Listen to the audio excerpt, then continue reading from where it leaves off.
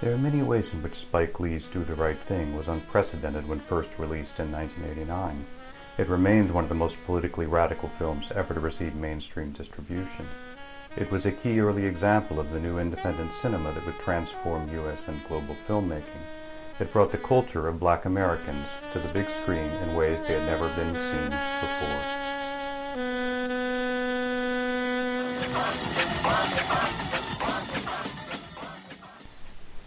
And it did all this, which is what I was on here, in a mix of mainstream Hollywood traditions and techniques and non-Hollywood innovations and techniques. This mix allows Do the Right Thing at the same time to assert the rightful place of Black individuals and Black families at the center of mainstream America, and to assert the systemic and violent exclusion of those same individuals and families from that very center. Let me tell you the story of right hand, left hand. It's a tale of good and evil. To give you a sense of how I see this dialectic working in Do the Right Thing, I want to show two of the films and traditions which Do the Right Thing is in dialogue with. Both are New York films, and both are about urban street life, urban culture, and working-class America.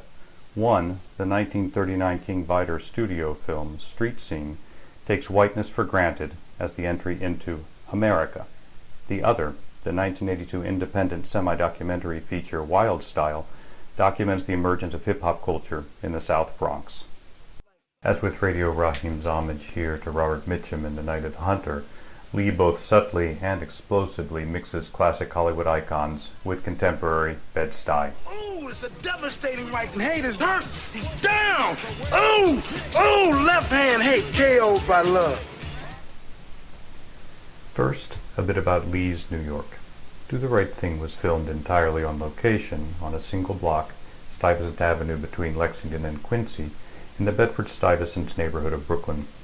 Bed-Stuy was settled through the 19th and 20th centuries by successive waves of immigrants and migrants, Irish, European Jews, German, Dutch, Scots, and blacks, then Italians and Eastern European Jews, then African American and Caribbean blacks, including a large-scale immigration from the Caribbean in the 1980s. At the time of the 2000 census, it was the largest black neighborhood in New York City, 85%, with 13% Latino and 1% white. With the surrounding neighborhoods, the population of 940,000 was 82% black and the largest concentration of African American population in the country. As of 2015, subject to gentrification, the neighborhood's black or African American identifying population had dropped below 50%, and 1/4 identified as white. On the occasion of the film's 25th anniversary in 2004, the block was renamed Do the Right Thing Way, and the movie itself had become a Hollywood icon.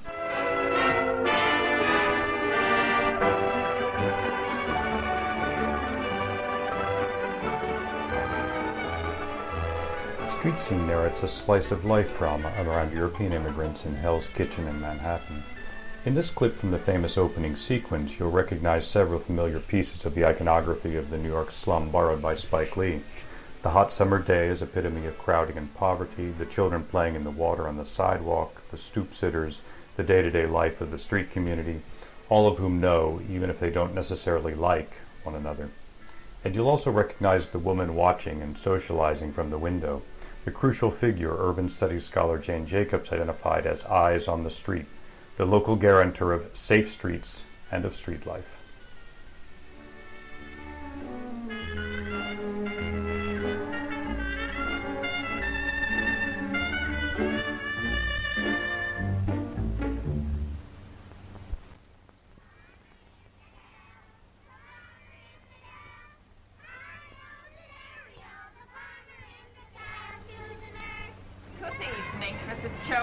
Good evening, Mrs. Fiorentino.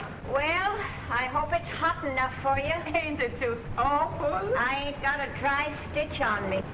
I took off my shoes and my corset, but before I go to bed, I take a nice bath. Well, the trouble with the bath is, by the time you're all through, you're as hot as when you started. Spike Lee pays direct homage to Vidor's famous opening in Do the Right Thing.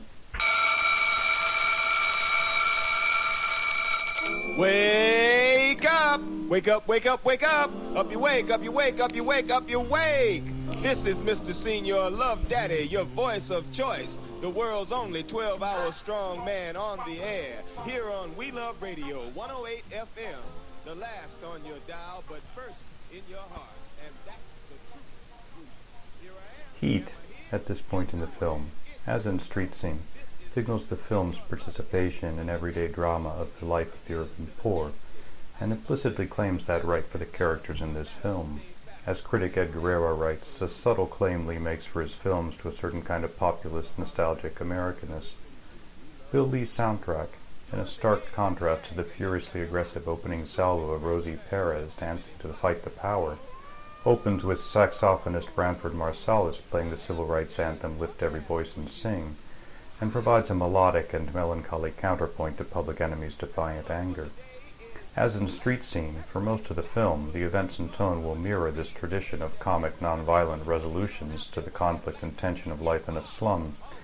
The unapologetically black Latinx, Korean, and Italian-American characters managing to get along even on the hottest day of a New York summer, in a tradition of melting pot America that was strikingly divergent from the mainstream imaginary of the urban ghetto.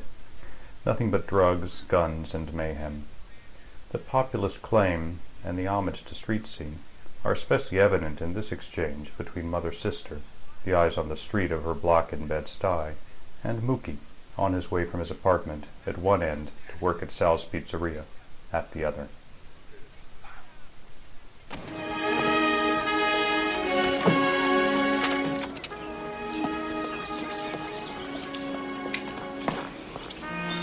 Hell no!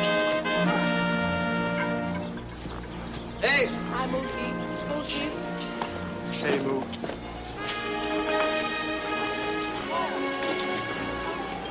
Good morning, Mookie. Good morning, Miss Muller's sister. Now, Mookie, don't work too hard today. The man says it's gonna be hot as the devil. I don't want you falling out from the heat. You hear me, son? I hear you, Muller's sister. I hear you. Oh, good. All right. I'll be watching you, son. Mother, sister always watches. It ain't nothing to it but to do it. You know it. How do you resolve conflict without violence? Much of Do the Right Thing is in fact a primer in just that. And here, Lee roots the lesson not in the tropes of white immigrant America, but in the new hip-hop culture. In the following clip from Wild Style, filmed in collaboration with the Players, rival crews battle in basketball and rapping.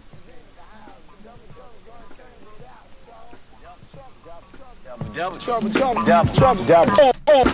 all can't ball. You're all can't ball. I'm the Kevin, and I'm not the fake. You know I eat your ass up like a steak you take. Cold crush. You know the all game is legit, and when we get on the court, I'm gonna stick your shit. The W. Whip a whip. And I'm here to say that I can rock your world like the Dr. J. Cold crush. On the phone, known to be ill, but everybody know I can deal with the pill. I'm the D. Gotta rock. On this shit court, I've been 9 years old playing this here sport. Cold crush. AD, was highest degree. I got a better jump shot than Rick Barry. Well, I'm the M. Like all the pretty girls, I serve your monkey ass like Earl the Pearl. Cold crush. I'm not the Cash or GMC. I'm gonna stick it on the board, man. Can't you see? Much of the middle section of Do the Right Thing is structured around brief conflicts, battles resolved usually by an exchange of shouting and insults or other forms of verbal negotiation and a non-violent physical exchange. The one that's closest to the competitions of early hip-hop is the boombox battle between the Puerto Rican members of the community and Radio Rahim. This, too, is a turf battle, what we might expect would be a violent conflict, but resolved instead through the mediation of music.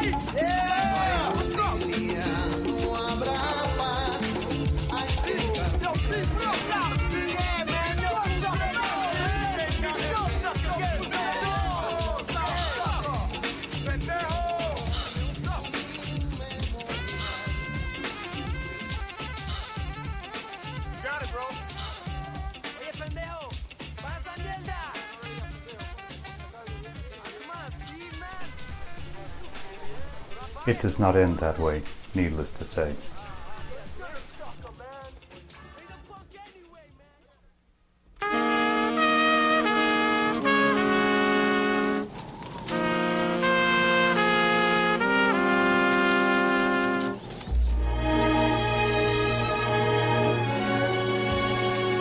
My people, what can I say? Say what I can. I saw it, but I didn't believe it. I didn't believe it what I saw. Rather than a synthesis of the populist tradition of street scene and the urban slum film with the ghetto culture of hip-hop that would finally admit black Americans to the otherwise capacious imaginary of their country, external forces intrude and explode. These have been present throughout, of course, in the myriad of verbal and visual references to white-on-black crime and police brutality. The question for me, as for Mookie and Sal and the other inhabitants of this block of Stuyvesant Avenue, on the morning after an ending so unacceptable for mainstream film that it led Lee to split with Paramount Pictures, is to what degree does this ending repudiate the traditions and tropes of urban community and street life Lee has so lovingly imagined for the first 110 minutes of the film?